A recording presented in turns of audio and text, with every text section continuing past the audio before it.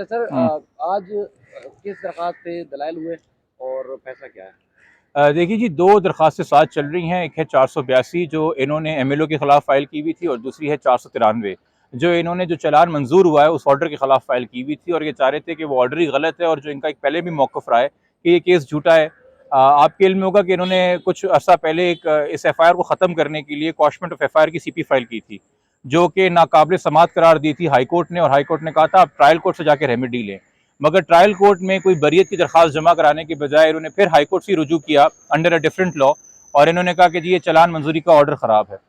तो इसलिए जब हमने कल हाईलाइट किया जज साहब के सामने कि सर पहले ही हाई कोर्ट की डिविजनल बेंच को कह चुकी है कि आप अपनी रेमेडी ट्रायल कोर्ट के पास सीख करें, तो हाई कोर्ट ने कहा कि पहले हम ये 493 की मेंटेनेबिलिटी सुनेंगे कि क्या ये काबिल समात है भी कि नहीं, और फिर एमएलओ वाली बाद में सुनेंगे।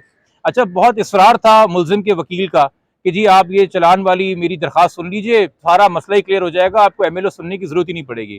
जिससे बार बार कल हाईकोर्ट के जज साहब ने कहा था कि भाई फिर आप ये अंडरटेकिंग दे दें कि अगर आपकी चलान की दरख्वास्त डिसमिस हो गई तो आप एमएलओ प्रेस नहीं करेंगे। अच्छा, वो अंडरटेकिंग देने से भी कासिर रहे। खैर, लॉन्ग स्टोरी शॉर्ट, आज जब दलाइल हुए मेंटेनेबिलिटी के ऊपर, तो मुलजिम के वकील अदालत को कन्विंस नहीं कर सके कि कैसे ये दरख्वास्त काबिल समात है, कैसे जब उनके पास बरियत की दरख्वास्त लगाने का एक ऑप्शन ट्रायल कोर्ट के पास है, एक ऑल्टरनेटिव रेमेडी का ऑप्शन है, तो वो क्या 561A के अंदर हाई कोर्ट की इनहेरेंट जुरिसडिक्शन को इन्वोक कर सकते हैं कि नहीं। और मैंने वो तमाम तर ऑर्डर्स जज साहब के सामने प्रॉपर क्रोनोलॉजिकल ऑर्डर में कि जी जो पहला सी क्लास चलान था वो मेरी मर्जी से खारिज नहीं हुआ था, वो जज साहब ने ऑर्डर किया था, मजिस्ट्रेट साहब ने, उन्होंने सी क्लास का चलान मंजूर नहीं किया था। इन्होंने उस ऑर्डर को कहीं चैलेंज नहीं किया। उसके बाद इस केस में तफ्तीशी अगर चेंज हुआ तो वो एडीजे साहब का ऑर्डर था, उस ऑर्डर को इन्होंने कहीं चैलेंज नहीं किया। उसके बाद फिर चलान मंजूरी का ऑर्डर आया है, और उस दौरान हाईकोर्ट की एक समाअत हुई थी हमारी दूसरी सीपी में, जिसने बच्ची को माइनर डिक्लेयर किया था। और इन तमाम तनाजुर के अंदर ये कन्विंस नहीं कर पाए कि किसी भी ऑफेंस में कोई भी दफात जो लगी हुई है केस में, किसी में भी मुलजिम को सजा नहीं होगी। हाईकोर्ट ने जज साहब ने बड़ा क्लियर सवाल पूछा। कहते हैं कि जैसे मुद्दई ने केस बयान किया है, अगर यही हकायक हैं, तो आपके तमाम तरह डिफेंस के बावजूद आपको ये लगता है कि आपको किसी भी ऑफेंस में सजा नहीं होगी। तो उस पर मुलजिम के वकील ने कहा नहीं सर, हम तो सब में बरी हो जाएंगे। तो उस पर इतना मुतमईन नहीं थे जज साहब, क्योंकि कुछ ऑफेंसेस इसमें ऐसे हैं जो कि ट्रायल ही डिटरमिन करेगा। तो खैर, अदालत ने फैसला किया कि इनकी ये एप्लीकेशन नाकाबिल समात है, इसको डिसमिस कर दिया गया है, ये मेंटेनेबल ही नहीं है। और जो हमारी दरखास्त, इनकी दरखास्त है एमएलओ के खिलाफ, और हम कह रहे हैं कि एमएलओ करा दिया जाए, उस पर अब मंडे को 11 बजे दलाइल होंगे, तो वो मैटर उसके लिए अर्जेंट हो गया है। तो उसमें अब जो चालान है, चालान की हैसियत 364 के साथ रहेगी।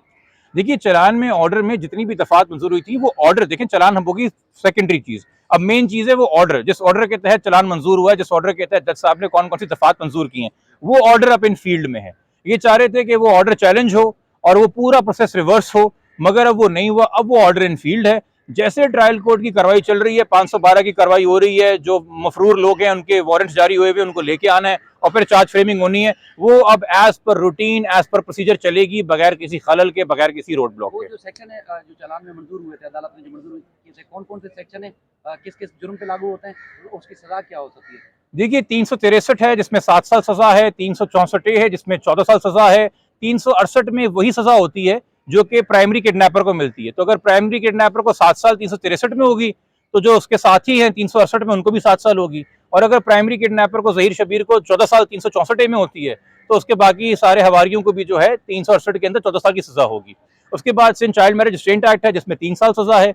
उसके साथ ट्रैफिकिंग के 2 सेक्शंस हैं।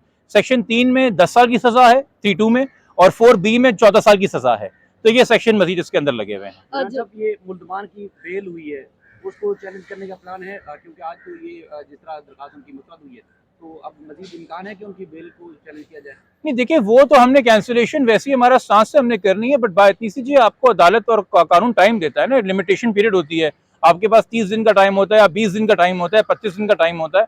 तो स्ट्रेटेजिकली कुछ आप फैसले करते हैं, कब आपने कैंसिलेशन फाइल करनी है, कब आपने चैलेंज करना है, कब आपने नहीं करना। तो इंशाल्लाह उससे भी आपको कम से कम ये खबर कि हम फाइल कर रहे हैं कंफर्मेशन मिल जाएगी जब होगी। अच्छा, बच्चे की हवालगी के हवाले से, माँ बाप के हवाले से कुछ ये लोग भी, आवाम भी सवाल करती है वैसे, हाँ, कि कि कब हो सकती है? कस्टडी क्यों नहीं ले रहे हैं? देखिए, मैंने अभी बार बार हर बात में इस पर जवाब देता हूँ कि वालदैन से ज़्यादा बच्ची से मिलने से कोई बेचैन नहीं हो सकता। अगर वालदैन किसी वजह से सब्र शुक्र किए हुए हैं तो उसकी कोई ना कोई वजह होगी। आप इस बात पे क्यों नहीं ध्यान देते? एक माँ है सगी, एक सगा बाप है, यकीनी तौर के ऊपर, और कुछ चीज़ें जो कानूनी स्ट्रेटजीज होती हैं, मैं लोगों के शको शुबात या लोगों को इत्मीनान देने के लिए अपने क्लाइंट के इंटरेस्ट के खिलाफ जाके मीडिया पे वो बातें नहीं कर सकता। हो सकता है कुछ बातें या कुछ चीज़ें ऑलरेडी हों जो आपके इल्म में ना हो, मगर वक्त के साथ आ जाए। हमने तो केस अदालत में लड़ना है ना, फिर उसके ऊपर बाकी रिपोर्टिंग है। बट वो चीज़ भी मैं आपको इतना इंश्योर कर सकता हूँ कि बच्ची की कस्टडी हो या बच्ची से मिलना हो या बच्ची का वेलफेयर हो, उसके हवाले से भी कोई भी अदालती फोरम जो है वो खाली नहीं छोड़ा जा रहा, और इंशाल्लाह वहाँ पे भी आपको बहुत जल्द एक अच्छी खबर मिलेगी। अच्छा जिब्रान साहब, ये जो अभी इन्होंने इनकी दरख्वास्त डिसमिस की है कि अब चालान जू का तो वैसे ही रहेगा, और अब इनकी जो जमानतें हुई हैं और जो ये गवाहान वगैरह बाहर फिर रहे हैं, तो कभी इम्कान है कि अभी इन लोगों को दोबारा गिरफ्तार किया जाए? देखिए, गिरफ्तारी करने का तो इम्कान पे मैं ही कोई उम्मीद नहीं है, चूंकि मैं सिंध पुलिस से बिल्कुल मायूस हूँ इस केस में। मेरी गुलाम नबी मेमन साहब से कोई भी उम्मीद इस केस में नहीं है, मैं बरमला कह रहा हूँ। मेरी अदालतों से इस केस पे उम्मीद है, तो ये जाके 512 के अंदर उन मफरूर मुल्जिमों को गिरफ्तार करेंगे, ये हमारे जो आईयू हैं रिंद साहब, ये कार्रवाई करेंगे। मुझे जरा भी एतमाद इन पे नहीं है, जरा भी भरोसा इस हवाले से नहीं है। इन्होंने करना होता कि बहुत पहले कर चुके होते। इन मफरूर मुल्जिमों में से कई सारे मुल्जिम ऐसे हैं जो इसी सिंध पुलिस की हरकतों की वजह से रिमांड स्टेज के ऊपर डिस्चार्ज हुए थे, उनको फारिग कर दिया था। आज आप कह रहे हैं वो मफरूर है। इसी सूबे का आईजी कह रहा था इस केस को दफन करते हैं, इसमें बात करने को कुछ नहीं रहा है। आज अदालतें कह रही हैं कि केस चलेगा, चलान का ऑर्डर सही मंजूर हुआ है। कि तमाम जो ऑर्डर्स आते हैं ये याद दिलाते हैं सिंध पुलिस को उनकी खामियां, उनकी गलतियां, उनकी कोताहियां, उनकी लापरवाहियां, उनकी जल्दबाजी, उनकी उजलत पसंदी, उनकी गफलत जो उन्होंने इस केस में बरती है, वो बदनीति की वजह से हो या वो गफलत की वजह से हो। बट ये तमाम ऑर्डर्स बार बार याद दिला रहे। तो मेरी जी उम्मीद नहीं है, कल को हो सकता है कि कोर्ट इनको इश्तिहारी डिक्लेयर कर दे और उन मफरूर लोगों के एसेट्स फ्रीज कर दे, तो शायद वो अदालत आ जाए। आपके जहीर और शबीर को भी तो देखिए ना, आप तो उसको, हम तो देखते थे वो बारात में आता था, पुलिस प्रोटोकॉल में आता था, वो उसको प्रोटेक्ट करने के लिए थी, वो उसको वो करने के लिए थी। तो वो तो अपनी मर्जी से जो 2 बार बगैर बेल के आया है तो उसको छोड़ के भी आई है पुलिस। तो उस पुलिस से आप कह रहे हैं कि मैं उम्मीद रखूं कि बाकी मफरूरों को भी गिरफ्तार करेगी, तो बेवकूफी की बात होगी। हाँ, मुझे झूठा साबित कर दे उन लोगों को गिरफ्तार करके पुलिस, तो मैं उनको सलाम पेश कर दूंगा। वरना अगर आप मुझसे पूछेंगे कि मैं अपनी अकल इस्तेमाल करके उन पर भरोसा जाहिर करूं, तो मुमकिन नहीं है। सर, ये प्रोटोकॉल के हवाले से पुलिस कहती है कि सिंध हाई कोर्ट का ऑर्डर था, ये हम सिक्योरिटी दे रहे हैं, प्रोटोकॉल नहीं है। जनाब, जितनी भी पिटिशन फाइल होती हैं हरासमेंट के हवाले से, उसके अंदर एक सरसरी बात या एक रवायती जुमला लिखा जाता है कि जी इनके साथ in accordance with law deal करें। आप अभी सड़क पे जा रहे हैं, अगर आप सिग्नल पर रुकेंगे और आपका चलान नहीं होगा क्योंकि आप सिग्नल पर रुके हैं, या आपने सीट बेल्ट पहनी है तो आपका चलान नहीं होगा, इससे कहते हैं इन अकॉर्डेंस विद लॉ।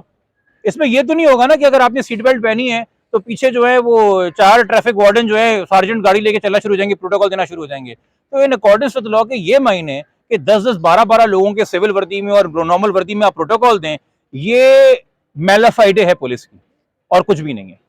अच्छा जिब्रान साहब, एक आखिरी सवाल कि जिस तरह से इन्होंने इसको चालान को चैलेंज किया था, उसकी वजह से जो है एमएलओ रुक गया था, तो अभी क्या जरूरत नहीं जी, है? प्लीज देखें मेरी एक शिकायत होती है, ये देखें मेरी शिकायत है, फिर मुझे करने का मौका दीजिएगा।